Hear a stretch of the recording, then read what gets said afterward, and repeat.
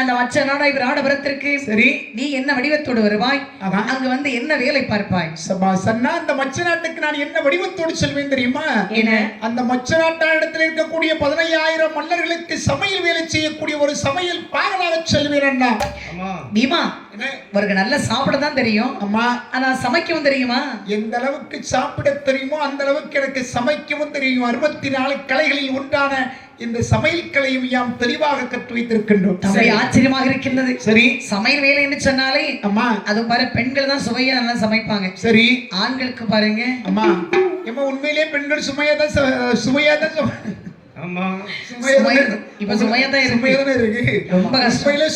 சமைப்பார்கள். சரி, ஆனா உங்களால எத்தனை பேருக்கு சமைச்சு போட முடியும்? வீட்டுக்குள்ள 7ல இருந்து 9 பேருக்கு தான் உங்களால சமைச்சு போட முடியும். சரி, இதே மாதிரி கோயில் திருவிழாவில் யாருமே சமைச்சு போடுவாங்க? நாங்க தான் வாய்க்குறிச்சியா எத்தனை 1000 பேர் வந்தாலும் சமைச்சு போட முடியும். ஆமாப்பா, அது உண்மைதான். அம்மா நிறைய பேருக்கு சமைக்கணும்னா சரி அது உங்களால மட்டும்தான் முடியும். அண்டாவை தூக்கி இறக்கணும், சரி ரொம்ப கஷ்டம். இப்ப காய்கறி வெட்டுறது கூட உங்களை நாங்க கூட்டிட்டு போறது இல்ல. ஏன்பா? அந்த வேலை கூட உங்களால ஒழுங்கா செய்ய முடியலம்மா. அதெல்லாம் செய்யதான் செய்யும். சரி, அப்ப நாங்க இல்லாத இடமே கிடையாதுப்பா.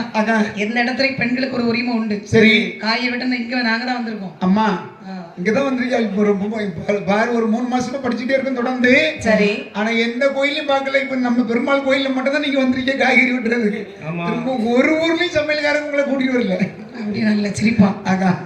பாரு தம்பி பீமா, என்ன சமைப்பாகனாக வருவாய். சரி சரி, அங்க இருக்கக்கூடிய ராடராஜன் உன்னை பார்த்து இது நாள் வரையும் எங்க இருந்தா என்று கேட்டால் என்ன சொல்வாய்? அஸ்ராபத்தின் ஒரு பகுதியாகப்பட்ட இந்திரபிரசித்தத்தை ஆட்சி செய்த தர்மனிடத்திலே வேலை செய்தேன். அந்த தர்மராஜனிடத்திலே இருந்த மல்லர்களுக்கு நான் சமையல்காரனாக பணி செய்தேன். காலத்தின் கட்டாயம் அவர்கள் காட்டு வழியை சென்ற காரணத்தினால் சரி உங்களுடைய நாட்டை கேள்விப்பட்டு உங்களிடத்துல வேலை செய்யலாம் என்று வந்திருக்கிறேன் என்று சொல்வேன். சரி, உன்னுடைய பெயர் என்னவென்று கேட்டால் என்ன சொல்வாய்? என்னுடைய பெயர் என்னவென்று சொல்லி இந்த ராடராஜன் கேட்டார் என்று சொன்னால் பலாயினன் சுயம்பாகி மடையன் என்று சொல்வேன்.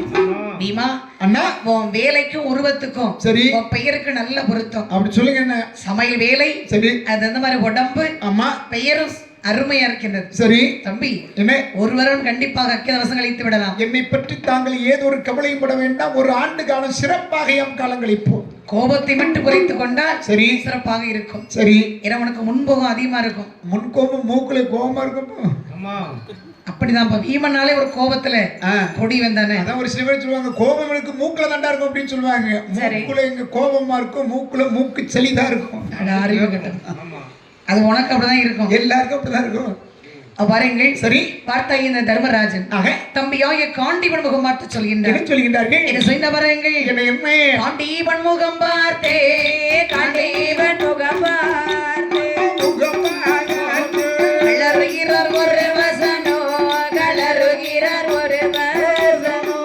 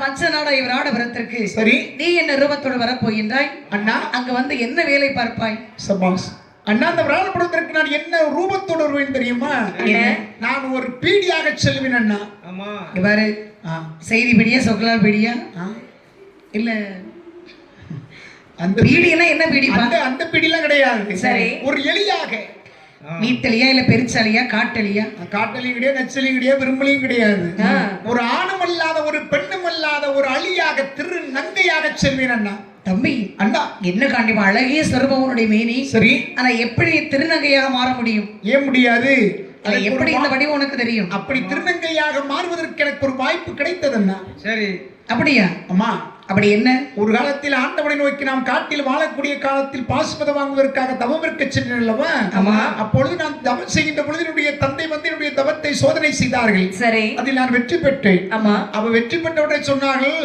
உனக்கு ஆண்டவனுடைய தவத்தை பார்த்து மனையிறங்கி உறுதியாக உனக்கு பாசுபதத்தை கொடுப்பார்கள் சரி பாசுபதம் வாங்கி உடனே ஒரு தேர் வரும் அதுல ஏறி நேரடி தேவலோகத்திற்கு வந்து எனக்கு எதிர்களாகப்பட்ட காலயோக நிவாரண கவசங்களை வென்று எனக்கு வெற்றி தேடி தர வேண்டும் என்று சொன்னார்கள் நானும் சரி என்று சொன்னேன் இறைவன் எனக்கு பாசுபத அஸ்திரம் கொடுத்தார்கள் என் தந்தை சொன்னது போன்று தேர் வந்தது ஏறி தேவலோகத்திற்கு சென்றேன் என்னுடைய தந்தைக்கு எதிரியாகப்பட்ட காலயோக நிவாரண கவசங்களை நான் சங்காரம் செய்து நான் இந்திரலோகத்துக்கு வருகின்ற பொழுது அங்கே வெற்றி விழாவுக்கு ஏற்பாடு செய்திருந்தார்கள் அந்த வெற்றி விழாவில் பாருங்க ரம்பை மேனகை ஊர்வசி துரோத்தம் என்று சொல்லக்கூடிய அந்த பெண்களுடைய நடனம் நடந்தது அப்படி நடைபெற்றுக் கொண்டிருக்கும் போது அந்த நடனம் நடக்கும் போது பாருங்க நான் முன் வரிசையில உட்கார்ந்து அந்த ஊர்வசியுடைய அந்த நடனத்தை அப்படியே பார்த்து சுவைத்தேன் பாருங்கள் அப்படி சுவைத்துக் கொண்டிருக்கக்கூடிய சமயத்தில் அந்த ஊர்வசி அம்மா என்னையே பார்த்து அப்படியே சுவைத்திருக்கின்றார் என் தம்பி இருக்கிற அழகு அப்படி அம்மா அப்ப நான் அழகு கிடையாது சரி அழகுன்னு தான் சொன்னேன் உன்னை குறைச்சு சொல்லல அவன் பாருங்கள் ஆடல் பாடல் முடித்த உடனே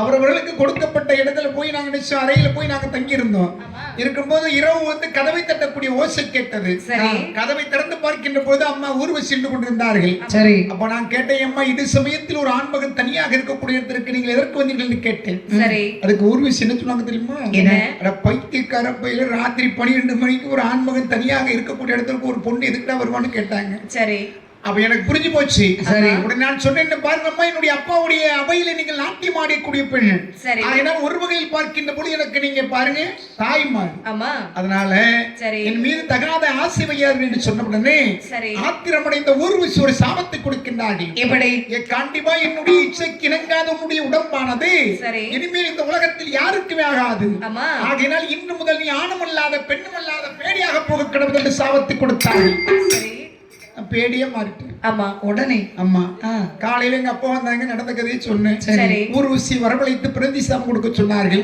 அப்படி மறுசாபம் கொடுக்கின்ற பொழுது ஊர்வசி சொன்னார்கள் உங்களுடைய சொல்லுக்கிணங்க இப்பொழுது நான் மறுசாபம் கொடுக்கின்ற பிரதி சாபம் ஆனால் என்றைக்காவது ஒரு நாள் இந்த காண்டிவன் இந்த பேடி வேண்டும் என்று சொல்லி நினைத்தால் ஒரு ஆண்டு காலம் இடத்தை தங்கும் என்று சொன்னார்கள் அது போக சில காலம் நான் அந்த இந்திரலோகத்தில் இருக்கக்கூடிய சமயத்தில் சித்திரசேனன் என்று சொல்லக்கூடிய ஒரு நடன ஆசிரியரிடத்தில் சிறப்பாக நடனக்கலையை கற்று வைத்திருக்கின்றேன் ஆகினால் அண்ணா அந்த பேடி ரூபத்தை எடுத்து அந்த மச்ச நாட்டுக்கு சென்று அந்த மச்ச நாட்டானுடைய மகள் உத்தரகுமாரிக்கு நடனம் சொல்லிக் கொடுக்கக்கூடிய ஆசிரியராக சென்ற மருவின் அண்ணா தம்பி அண்ணா அந்த பேடி ரூபத்தோடு சென்று சரி நீ அழகா நாட்டிய ஆசிரியராக இருக்க போகின்றாய் அம்மா ரொம்ப மகிழ்ச்சி சரி ஆனால் ஒன்று என்ன அங்க இருக்கக்கூடிய விராடராஜர் உன்னை பார்த்து சரி இதனால் வரையும் இங்கே வேலை பார்த்தாய் என்று கேட்டால் சரி நீ என்ன சொல்வாய் அப்படி ஒரு சமயம் விராடன் என்னை பார்த்து கேட்டார் என்று சொன்னால் அசனாபுரத்தின் ஒரு பகுதியாகப்பட்ட இந்திரபிரசித்தத்தை ஆட்சி செய்து சரி தருமணத்திலே வேலை செய்து சொல்வேன் அண்ணா சரி உன்னுடைய பெயர் என்று கேட்டால் என்ன சொல்வாய் என்னுடைய பெயர் என்று கேட்டால் பிறகநிலை என்று சொல்வேன்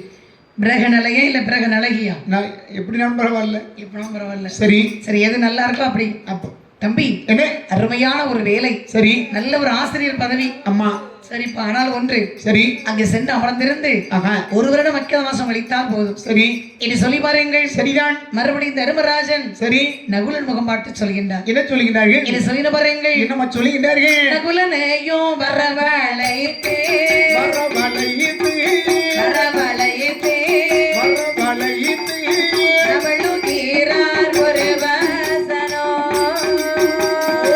நகுலனையும் வரவழைத்தே வரவழைத்தே அவளுகிறார் ஒரு வசனோ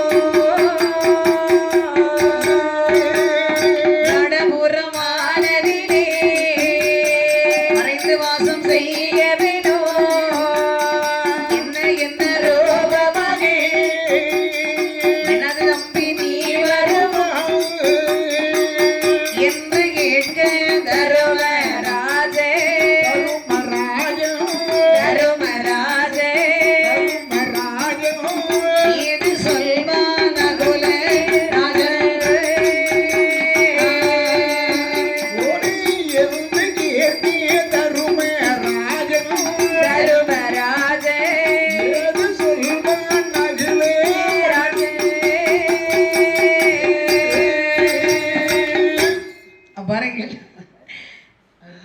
சரி நகுலராஜன் முகம் பார்த்து சொல்கின்றார். என்ன சொல்லுகின்றார்? தம்பி நகுலா, என் அண்ணா, அந்த மச்ச நாளை விராட வரத்திற்கு சரி நீ என்ன ரூபத்தோடு வருவாயப்பா? அண்ணா, அந்த மச்ச நாட்டுக்கு நான் என்ன வடிவத்தோடு வருவேன் தெரியுமா?